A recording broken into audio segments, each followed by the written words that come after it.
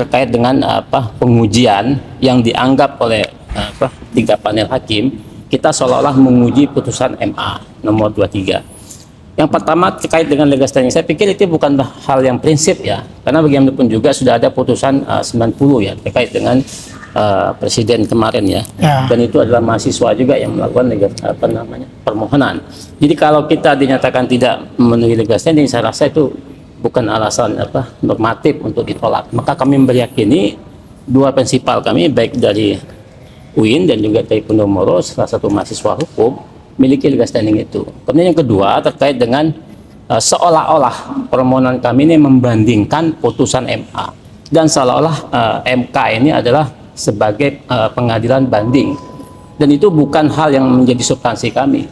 Jangan sampai ada narasi ini mahkamah kakak, ini mahkamah adik, seolah-olah mahkamah kakak takut dengan mahkamah adik. Bukan itu substansinya. Tapi tadi Prof 3 panel itu sempat menyampaikan itu.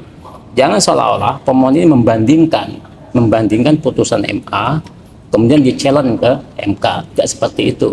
Dan di dalam permohonan kita petitumnya jelas. Yang ingin kita sampaikan adalah pasal 7 ayat 2 huruf E itu untuk dikembalikan. Karena bagaimanapun juga tidak memiliki kepastian hukum, itu pasal 28D Undang-Undang Dasar. Nah, maka penting itu untuk disampaikan supaya tidak menjadikan penafsiran liar di publik. Nah, kalaupun terkait dengan apa targetnya, belum tentu ada kepastian hukum. Memang ada beberapa pendapat di luar itu mengatakan ini ada kepentingan dari calon gubernur, khususnya DKI Jakarta. Yang sebutkan, katakanlah yang sudah beredar adalah Ketua Umum PSI ya. Barang tentu ini kan tidak menjadi substansi alasan kami untuk menargetkan beliau. Tapi ini untuk kepastian hukum, maka ada legal standing dari kawan-kawan mahasiswa. Kalau kita mendapat seorang pemimpin yang tidak memiliki kepastian hukum, maka ini sangat berbahaya untuk sebagai seorang pemimpin, itu ya menurut kami gitu. Bang, berarti goal utamanya nih dari hasil nanti keputusan MK apa yang jadi goal utama dari ya? Kami pikir yang di undang-undang dan di PMK yang sebelumnya sudah jelas ya, dia memiliki kekuatan hukum yang mengikat, sudah ada kepastian hukum terhitung pada saat penetapan. Ini kan syarat ya, syarat orang ingin syarat orang ingin ikut lomba ya, benar. Dalam hal ini calon kepala daerah.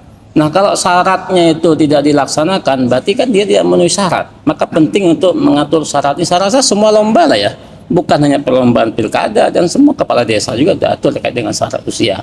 Maka penting untuk ditegaskan, kalau dia hitung terkait dengan syaratnya pada saat pelantikan, kalau begitu adik saya yang masih bayi, usia baru lahir, dia boleh nyalon. Tapi nggak boleh dilantik dulu nanti ya. Kalau dilantik saat umurnya 30 baru dilantik, nggak ada long time kepastian hukum itu. Maka penting diuji.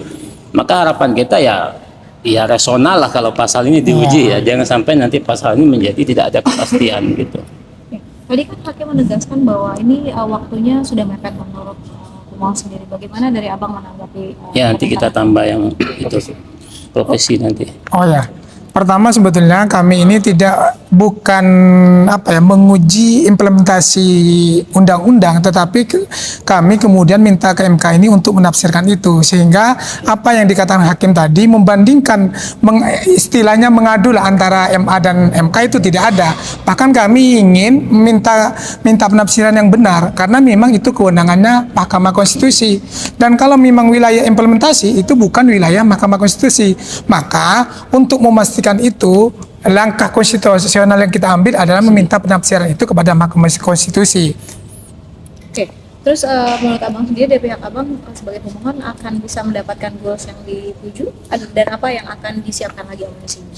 Kalau kita melihat dari putusan 90 Sakib Armas Biru itu, dia hanya ngefans terhadap Mas Kaisang, itu diterima sebagai legal standing. Kami pun seharusnya lebih berhak sebagai mahasiswa sekaligus sebagai pemilih untuk diterima sebagai legal standing, sekaligus permohonan kami diterima atas dasar itu.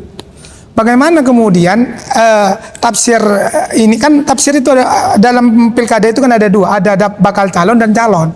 Kalau sudah dilantik itu sebenarnya bukan bakal calon lagi atau bukan calon, bahkan dia terpilih yang memang nantinya SK-nya dari gubernur misalnya kalau bupati, tapi SK sebelumnya adalah dari KPU. Maka menurut kami yang benar adalah sejak ditetapkan menjadi calon, calon, bukan kemudian dilantik atau bakal calon. Oke, nah ini kira-kira kapan akan dilengkapi permintaan dari hakim tadi? 14 hari. Kalau dari Mahkamah Konstitusi itu 14 hari kerja atau tepatnya terakhir tanggal 25 jam 10. Kami akan secepatnya akan melengkapi permohonan tadi, dan memang sifat dari penasihat hakim itu sifatnya tidak opsional, bukan kewajiban. Sehingga menurut kami sebetulnya di kami itu sudah ada semua, baik itu kajian akademiknya sudah ada. Bahkan tadi diminta risalah sidangnya. Risalah sidang kita sudah masukkan di situ. Alasan umur 30 itu hanya alasan dua, legitimate dan reseptatif. Itu kita masukkan. Cuman memang kita belum memasukkan sejak kapan, apakah sejak didaftarkan atau sejak didaftar atau dilantik. Itu aja yang belum kami dapatkan. Memang sifatnya umum. Oke, ini kan timeline-nya udah agak mepet ya, agak urgent juga ya karena pilkadanya November. Apakah dengan waktu 14 hari ini cukup, dan nanti kalau misalnya hasil keputusan MK ini tidak sesuai dengan yang diharapkan tadi goals-nya, akan seperti apa ini? Apakah akan terus ada langkah selanjutnya selain dari MK ini untuk batas usia kalau Seharusnya bagi saya MK itu bisa lepas tangan, seharusnya mengambil inisiatif bahwa ini penting dan menjadi isu publik, termasuk dalam hal ini. Dan bagi kami seharusnya memang kita berharap kepada MK, walaupun kita tadi tidak masukkan hal-hal yang dipercepat. Seharusnya kalau MK ini menilai ini penting dan tidak lepas tangan, maka secepatnya diproses dan secepatnya tidak sebelum tanggal 27 dan 29 Agustus, sebelum pendaftaran calon, sehingga nanti bisa punya implikasi hukum.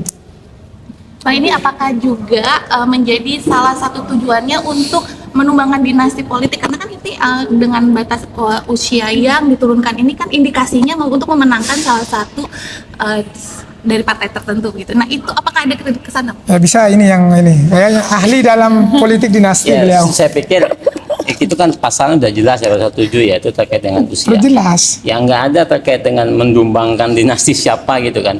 Ini terkait dengan pure kepastian hukum.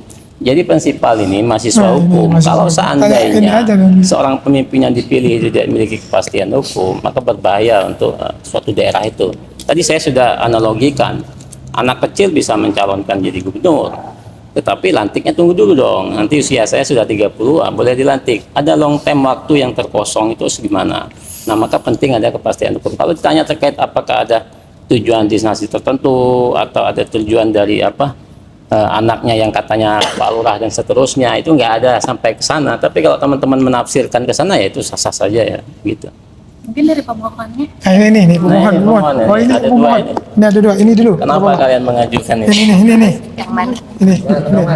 Nah, boleh dari tengah, tujuannya apa nih? Iya, pada intinya kan sebenarnya ini terkait norma yang sebenarnya tidak mengandung kepastian hukum yang dianggap sebagaimana tadi. Saya secara legal standing sebenarnya agak optimis banget, terlepas dari dibandingkan dengan putusan 90 atau tidak kan, ini kan menyangkut soal kepastian hukum. Itu secara adresat hukum memang terlepas dari apakah pekerjaannya, apalagi kami sebagai mahasiswa tentu ya, kepastian hukum itu menjadi sesuatu yang umum harus dirasakan masing-masing warga negara. Nah, yang kedua sebenarnya kenapa kami mengajukan ini, kalau dikatakan sebenarnya berkaitan dengan untuk menghadang adanya dinasti politik ya dan segala macam, itu sebenarnya nggak sama sekali ya, karena memang normanya itu yang mengandung ketidakpastian hukum. Kami membaca sebenarnya original intent yang telah diturunkan oleh KPU itu sebenarnya hal yang sudah benar gitu. Jadi terhitungnya syarat 30 tahun itu sebenarnya udah pas dihitung dan benar itu ketika dihitung sejak pencalonan, bukan saat pelantikan gitu kan. Nah, hal ini yang akan kita kembalikan sebenarnya dalam uji material ini, bahwa original intent sebenarnya dari syarat atau norma dalam pasal aku yang kita ujikan itu sebenarnya ya memang benar bahwa dalam konteks ini terhitung sejak pencalonan. Makanya sekarang juga agak problematik PKPU dalam rangka merealisasikan adanya norma yang sejak awal memang nggak konsisten atau tidak mengandung kepastian hukum kan. Sekarang misalnya apakah memang misalnya kan implementasi norma dari putusan MA itu apakah itu butuh koordinasi dan segala macam, di tanggal apa itu bakal terhitung. Sampai sekarang kan masih yang penting Januari lah terhitung sejak 30 tahun itu. Nah, iya kan? Agak problematik kan.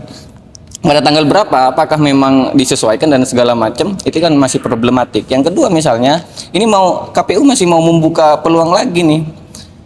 Apakah calon perseorangan yang sudah lewat tadi itu, karena sudah lewat ya calon pendaftarannya, itu apakah bisa diterapkan lagi dengan norma yang baru ini? Itu kan problematik juga akhirnya. Nah, ini kemudian yang menjadi latar belakang kami selaku pemohon ya, selain kami menggandeng para advokat di sini untuk memperjuangkan adanya hak-hak kami, pertama sebagai mahasiswa aktivis hukum, yang kedua juga sebagai warga negara yang secara faktual dirugikan dengan adanya norma yang telah memiliki tafsir baru itu. Terima kasih, itu ini. Dari Tanya, ada yang mau ditambah? ada intervensi dari kampus atau pernah dipanggil oleh kampus? Iya, pernah ada tekanan nggak gitu deh Karena setelah bisikan. pernah ada permohonan ini? Karena di berita kan sempet tuh Mondomoro bikin statement ya di online Iya, itu ya. benar. Gimana, ada nggak? Kalau nggak ada ya nggak Ngomongin apa-apa. aja curhatnya nggak apa-apa. Untuk saat ini saya ini no comment dulu sih.